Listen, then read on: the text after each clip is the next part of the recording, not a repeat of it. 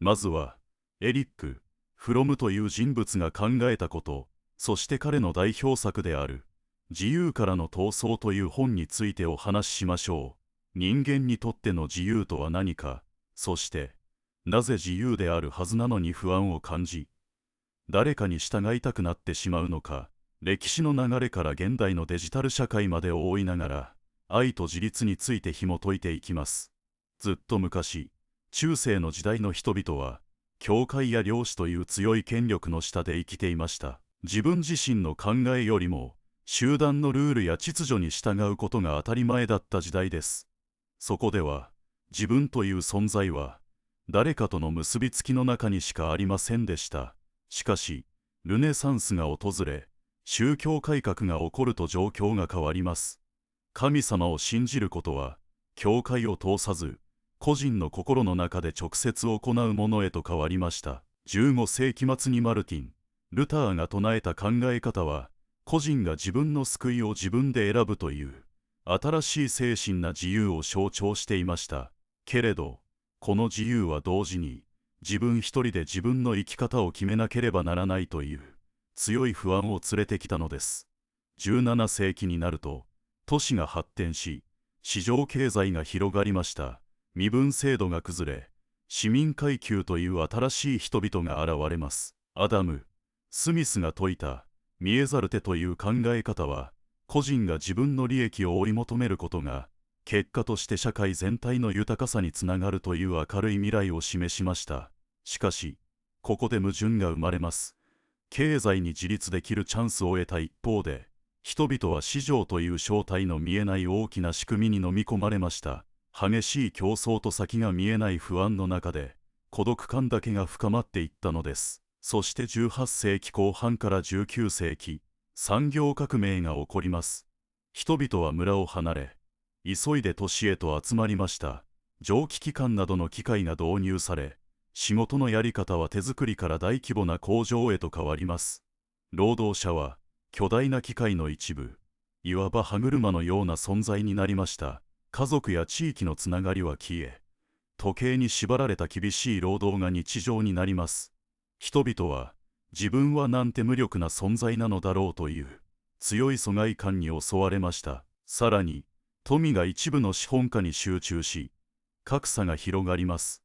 こうした社会の分断が、後にフロムが指摘した、権威に従いたくなる心の土壌となりました。この影響は世界中に広がりました。奴隷貿易で得たお金がヨーロッパの工場に流れ込み、遠い海を越えて綿花が運ばれ、製品となって世界へ売られました。このような構造な搾取の中で、労働者は自分の仕事から切り離され、自分の価値を誰か他人からの評価に頼らざるを得ない状況に追い込まれました。都市化は家族の形も変えました。かつての家族は一緒に働き、助け合う共同体でしたが、工場の勤務時間によってバラバラに引き裂かれました。父親は長い時間工場に縛られ、母親も生活のために働きに出ます。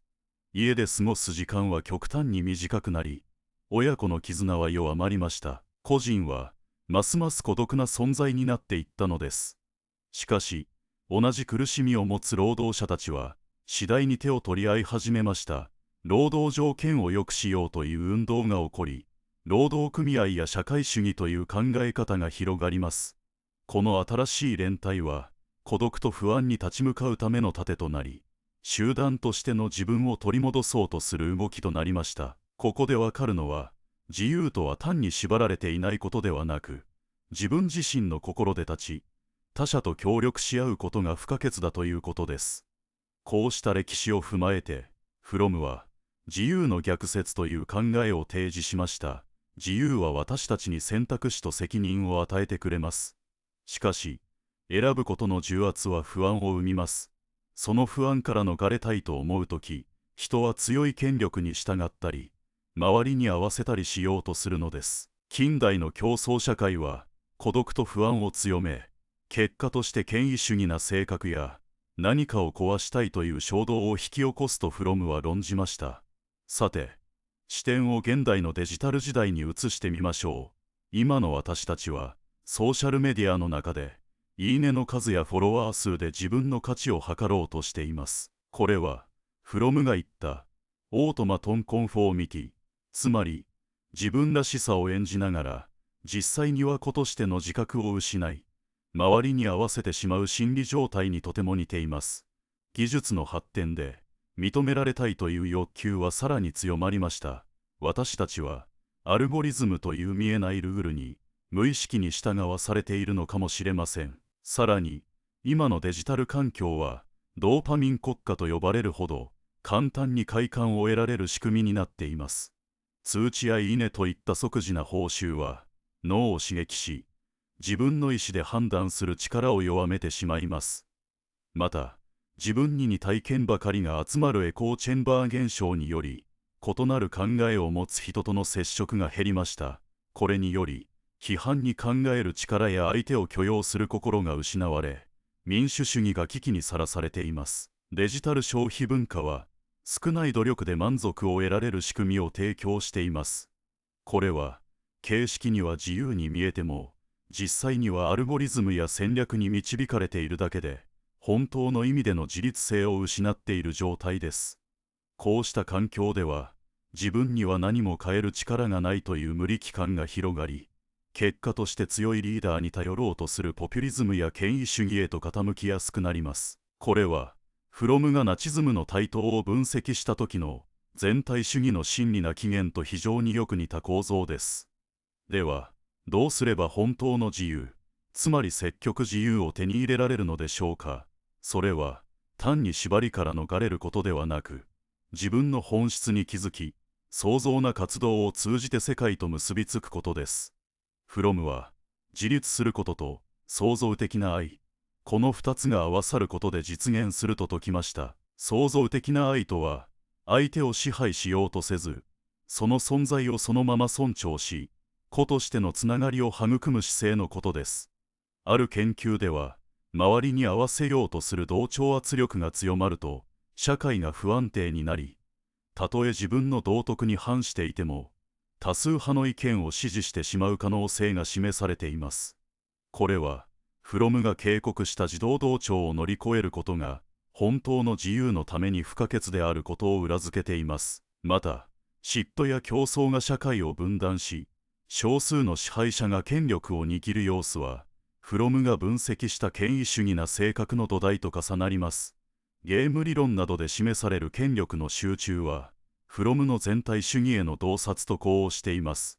こうした数理な分析は、フロムの哲学な分析を、現代の科学な枠組みで捉え直す可能性を示しています。さらに、AI の規制に関する議論も、形式な自由と実質な自由のズレを直そうとする試みと言えます。アルゴリズムによる同調に抗い、透明性を高めて個人の判断を守る仕組みは、フロムが警告した自己欺瞞を防ぐための現代な防衛策と言えるでしょう。教育の面でも、古い時代の天文学などを通じて文化の多様性を学ぶことは、歴史を相対に捉え、他者への共感を育むことにつながります。これはフロムが理想とした人間愛の実践であり、知識と感情の両面から愛の倫理を形作る試みです。多様な宇宙観を知ることで、国境を越えた理解が深まり、創造的な愛の土壌が育まれます。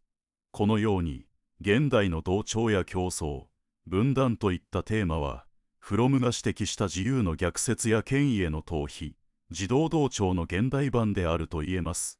ただし、フロムの理論には、ジェンダーや植民地支配への批判、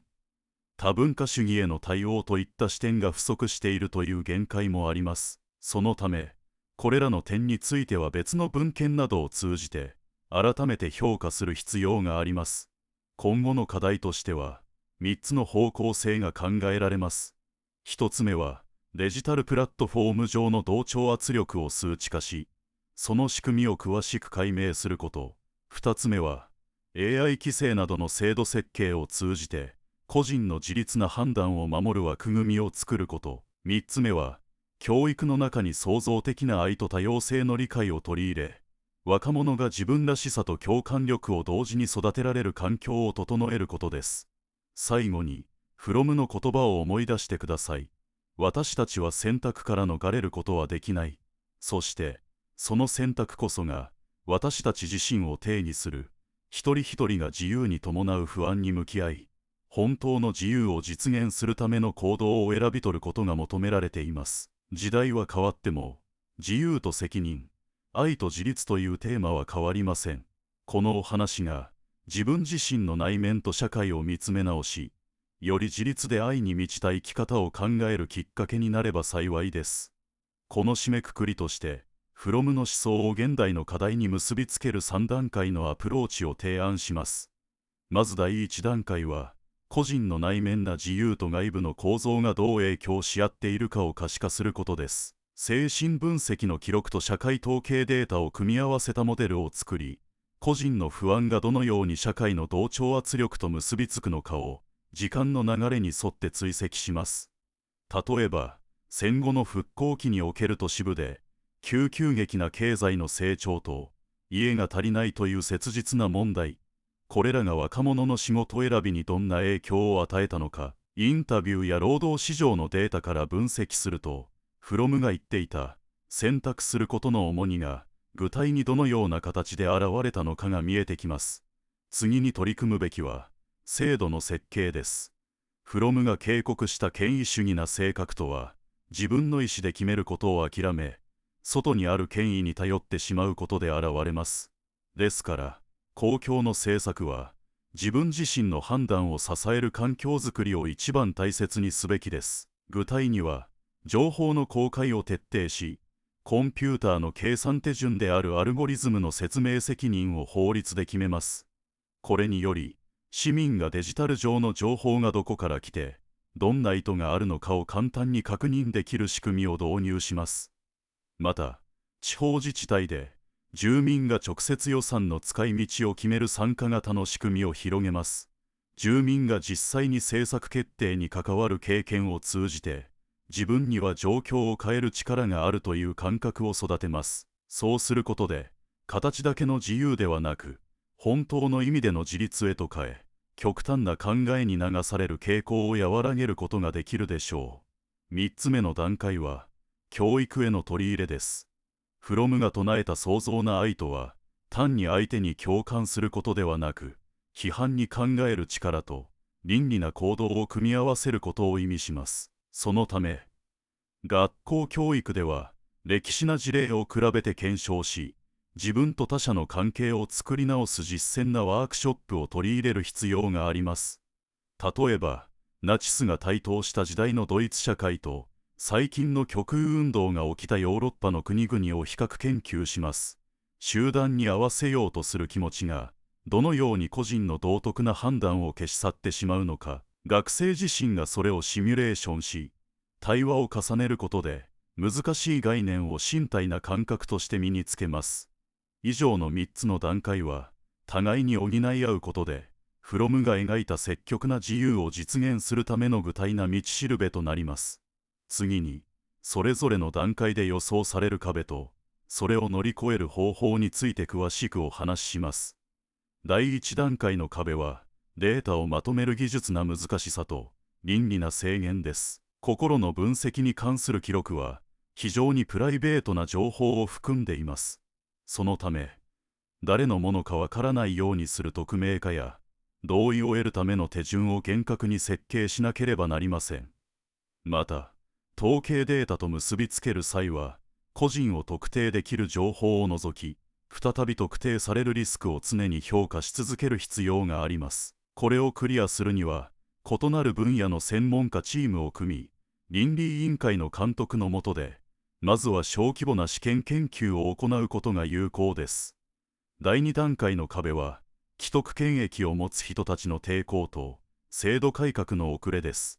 アルゴリズムの透明性を求めることは、テクノロジー企業のビジネスモデルとぶつかる可能性があります。ここを乗り越えるには、公共の利益のために規制が必要だという正当性を、広い市民議論の中で確立させます。同時に、企業側にも、信頼を築くことが長期な利益になることを提示することが重要です。さらに、地方自治体の参加型予算制度は、手続きが複雑になり負担が増えるという懸念があります。そこで、デジタルツールを使った簡単な投票システムや、話し合いを導く専門家の育成を通じて、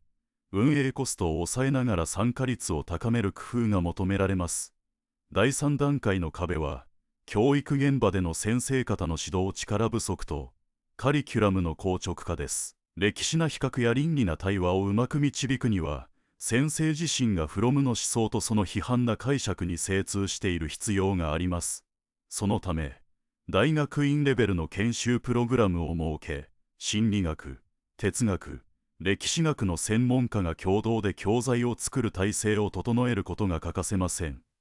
また、学習の評価を単なる知識の量から取り組むプロセス重視へと変えます。学生がどれだけ対話に参加したか、どれだけ深く自分を振り返ったかを評価に加えることで、実践な学習が制度に指示されるようになります。これらの解決策を踏まえた具体なスケジュールを示します。まず、1年目は第1段階の試験研究を2つの都市で同時に開始し、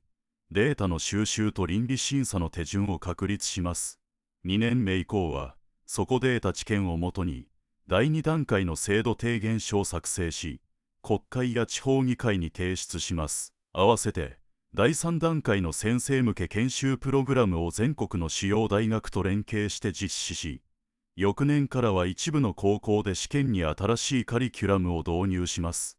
5年目には、3つの段階全体の評価指標を決め、社会全体で自立な判断力が向上し、権威主義な傾向が減ったかを測定します。ここで注目したいのは、フロムが強調した愛の実践が、社会構造を変える鍵になるという点です。愛は単なる感情ではなく、他者の存在を認め、共同体の中で共に成長する力として働きます。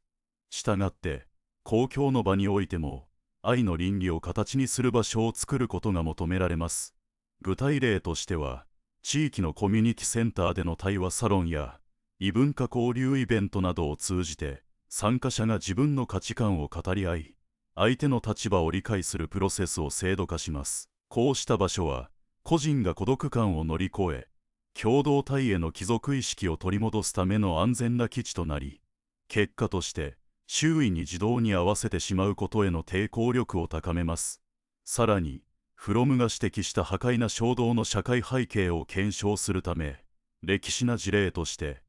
第一次世界大戦後のヨーロッパと冷戦期の東アジアにおける政治暴力の発生メカニズムを比較分析します。両地域に共通しているのは、経済な不安定さと社会から切り離されたという疎外感が個人の攻撃性を強め、権威主義な指導者がそれを利用して大衆を動かした点です。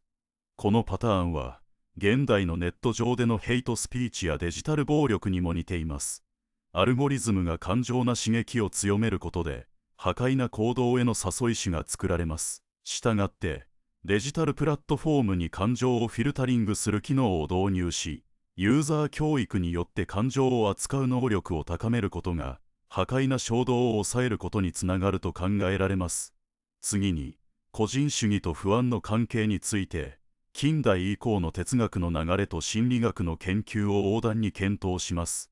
個人主義が進むにつれて、伝統な共同体が持っていた守る機能が弱まり、個人は自分の選択に対する不安に直面します。この不安は、フロムが逃避自由と呼んだ状態を助長し、無意識に権威や同調へと逃げ込む動機となります。近年の実験心理学では、選択肢が多すぎると意思決定に疲れが生じ、結果としてカリスマなリーダーや単純なスローガンのような簡略化された信号に引き寄せられることが示されています。したがって、情報を提供する側は、選択肢を適切に整理し、意思決定を助ける枠組みを提示することで、個人が自立に選べる環境を整えるべきです。最後に、現代の民主主義の危機をフロムの視点からまとめます。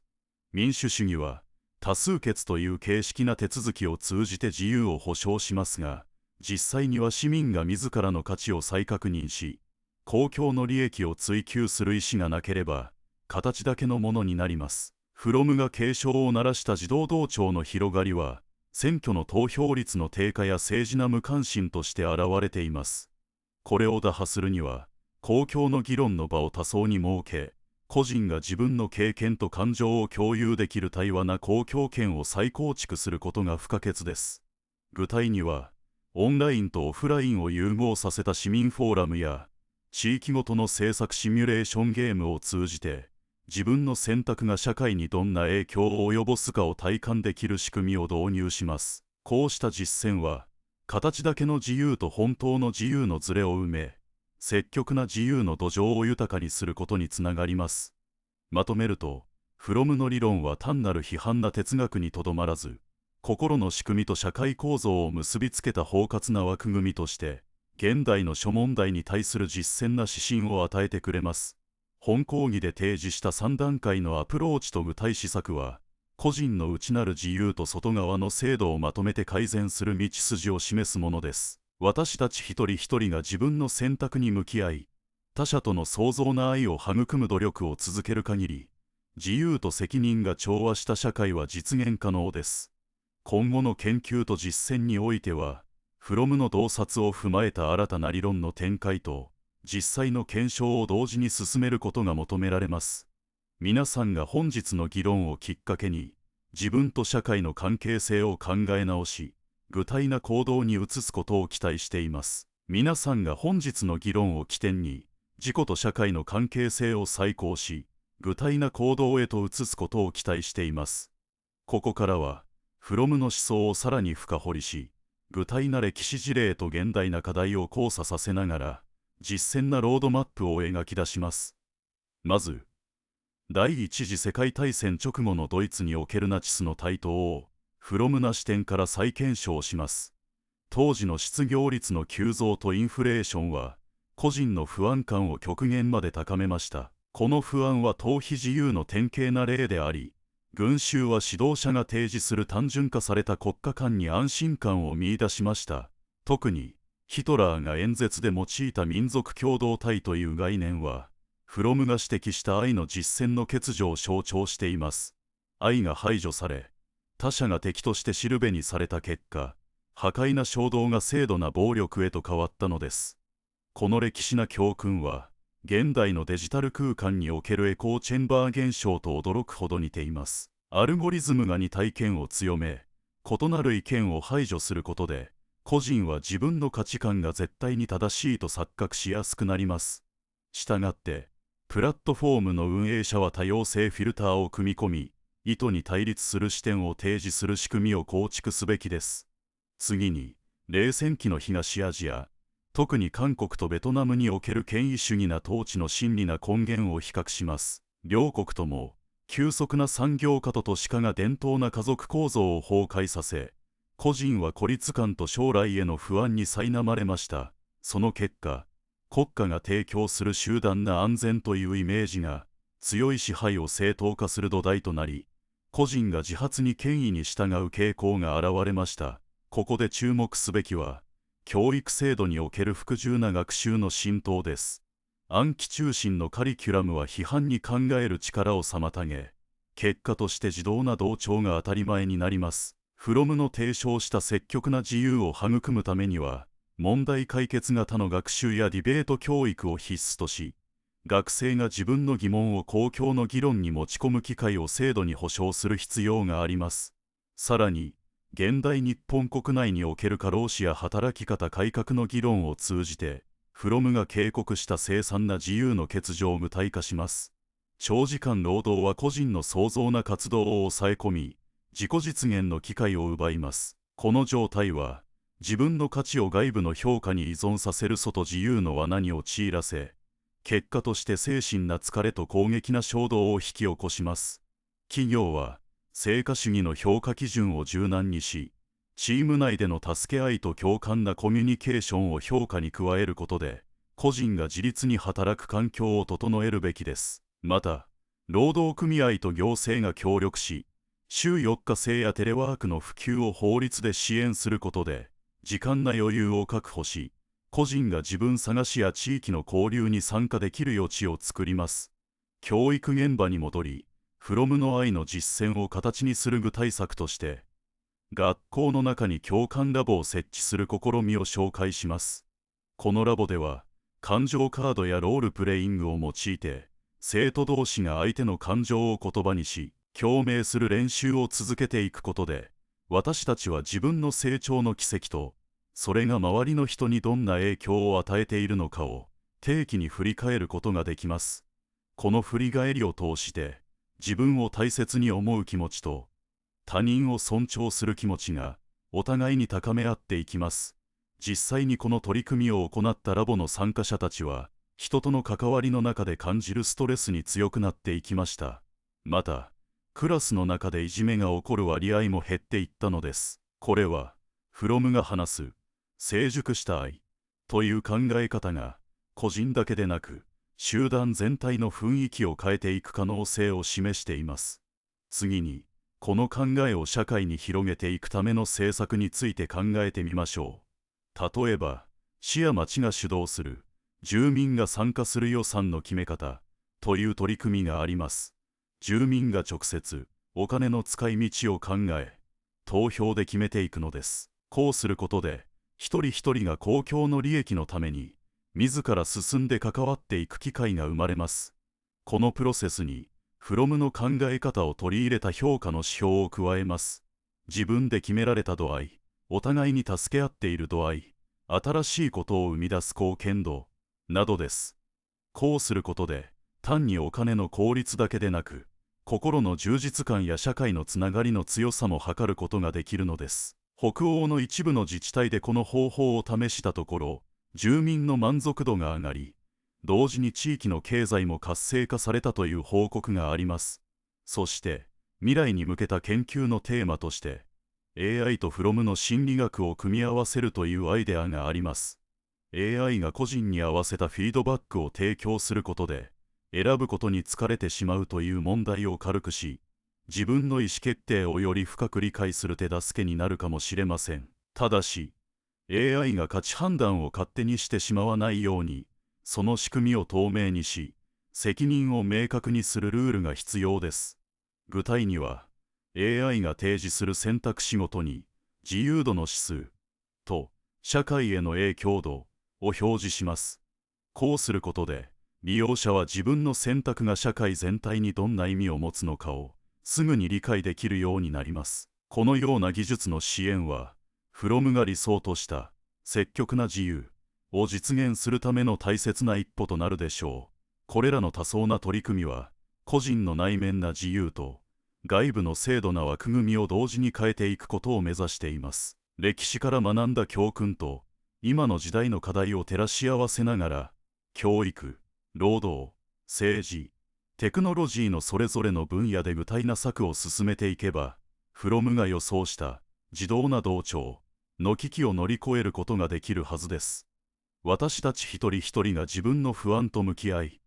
他の人との創造な関係を育てていく努力を続けていけば、本当に自由で責任のある社会は実現できるでしょう。ポストコロナの時代、日本社会には新しい自由の逆説が現れてきました。感染が広がる中で、外出を控える生活が続き、人々は物理な空間から切り離されました。同時に、オンライン上で自分のことを発信しなければならない状況も生まれました。この過程で、見えない監視を感じるようになり、プライバシーと安全のどちらを優先するのかというジレンマが日常なものになっていきました。フロムが警告した自動な同調は、ソーシャルメディア上でのいいねの数を競ったり、フォロワーの数で自分の価値を測ったりする形に変わっていきました。その結果、個人は他人の承認を求めるようになり、その依存が構造な弱さを露呈するようになってしまったのです。この現象に対処するための実践な方法として、地方自治体が主導するデジタル公共広場の設置が提案されています。例えば、福岡市で試験に始まった市民対話プラットフォームでは、匿名で議論に参加できるようになっています。そして、発言ごとに共感度スコアと建設批判度を自動で計算し、参加者がお互いにフィードバックし合える仕組みが整えられています。これにより、単に賛成か反対かという二択を超えて、意見の多様性と深さが見えるようになり、個人が自分の立場を再考する機会が生まれます。教育の分野でも注目すべき取り組みが行われています。京都大学の人文科学部では、学生が地域の住民と一緒に歴史な記憶を保存するプロジェクトを進めるカリキュラムが導入されています。この取り組みでは、学問な探求と社会への貢献を同時に経験することができます。これは、フロムが掲げた積極な自由を無限化したもので、自ら選択し、他人に配慮する学びのモデルを示しています。企業文化の変化についても見ていきましょう。最近、東京を中心に、社員持ち株制度や利益を共有するスタートアップが増えてきました。これにより、従業員が会社の成果に直接関わることができ、自ら進んで意思決定を行う環境が作られています。こうした制度は、これまでの上からの指示に従うだけの管理方法を緩和し、個々の創造なエネルギーが会社全体の活力につながっていくことを示しています。ただし、利益の配分を透明にすることや、過度な競争による真理な負担を軽くすることなど、ガバナンス面の課題も同時に浮上しており、適切なバランスが求められています。精神衛生の面では、メンタルヘルス支援のデジタル化が急速に進んでいます。北海道のある自治体では、AI を搭載した感情分析チャットボットを公共の相談窓口に設置しました。このシステムは、利用者の言葉のパターンから、潜在な不安や孤独感を検知し、適切なカウンセリングサービスへと誘導します。この取り組みは、フロムが指摘した愛の実践の欠如を補う形で、技術が人間関係の橋渡し役を果たす可能性を示しています。